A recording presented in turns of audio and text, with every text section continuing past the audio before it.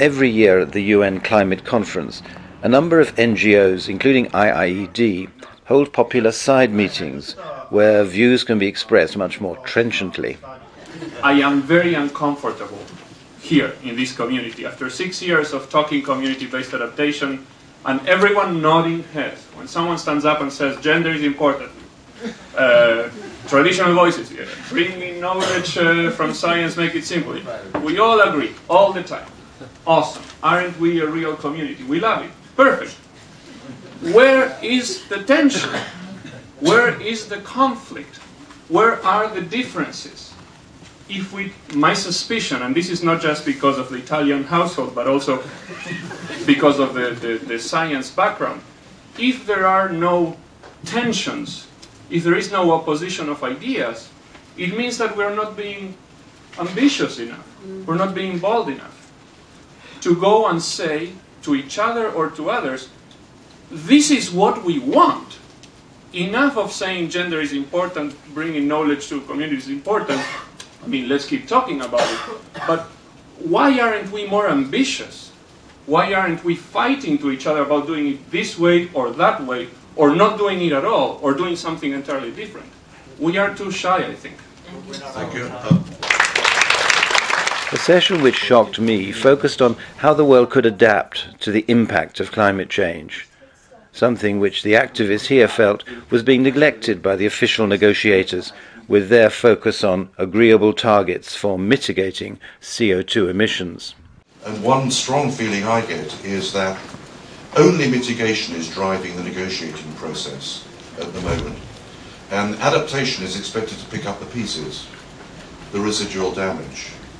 Well, this is tragic, especially because the policymakers don't have a clear understanding of how much we can adapt to and at what cost. And indeed, we don't know that yet. So this is a very dangerous process to have two tools in one's armoury to meet a challenge, adaptation and mitigation, but only one of those tools informing the debate in a strong way. Now, I know you've made progress significantly in strengthening the role of adaptation in this, but it's still a poor sister, is it not? If you haven't seen it already, then we have been on other planets, and that's unfortunate, but this is one of two summaries put together by all the authors of IPCC Working Group 2, and it's in the technical summary. You can pull it down from the website, ipcc.ch. This is a sector-by-sector walk into the future through the key impacts. There is also a Professor Parry's results showed the impacts of the range of likely temperature rises. The debate centres on what will happen to all of us if the temperature rise exceeds 2 degrees. So what level of cuts in CO2 emissions will have to be made to stabilise at 2 degrees? There are a number of numbers floating around concerning 2 degrees, but the most prominent one at the moment, which is quite troubling, is that a 50% cut globally, 50% cut by 2050, so 80% in developed countries, let's say, and much less in developing countries, will achieve this. What it in fact achieves, and Vicky Pope is in the audience from the Hadley Centre, and several other modellers like Mastrandia and Shelby have said this, it achieves something like a 50-50 chance of not exceeding 2 degrees.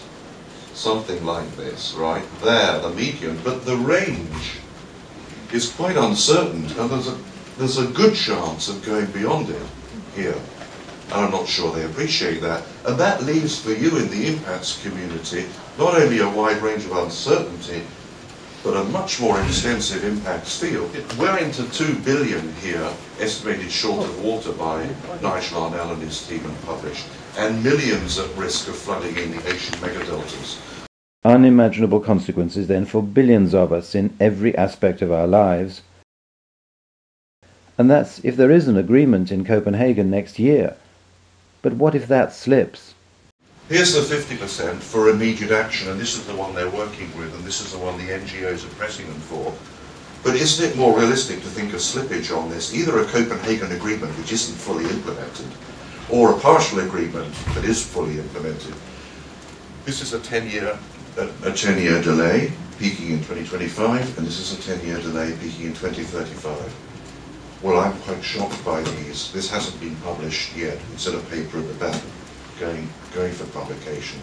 I think this is more likely. I think this has huge implications for the impacts and adaptation community, because it substantially extends, there's the whole thing, the range of effort that's required of you.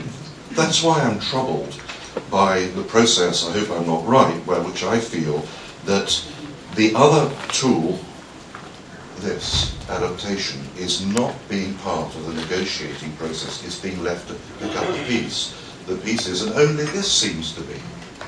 And it doesn't seem to be working. There's potentially a lot of slippage. After the scientific arguments came a very different approach from young filmmakers in Chile.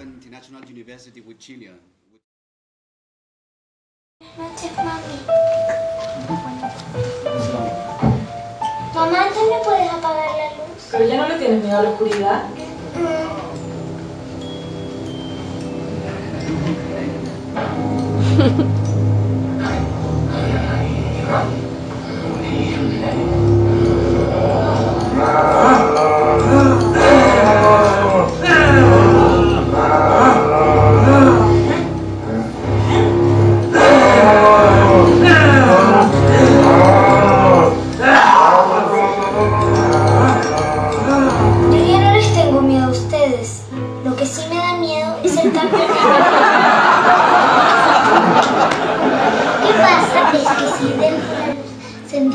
Toda la noche desperdiciamos 438 kilogramos, lo que produce 144 kilos de dióxido de carbono en el mismo año.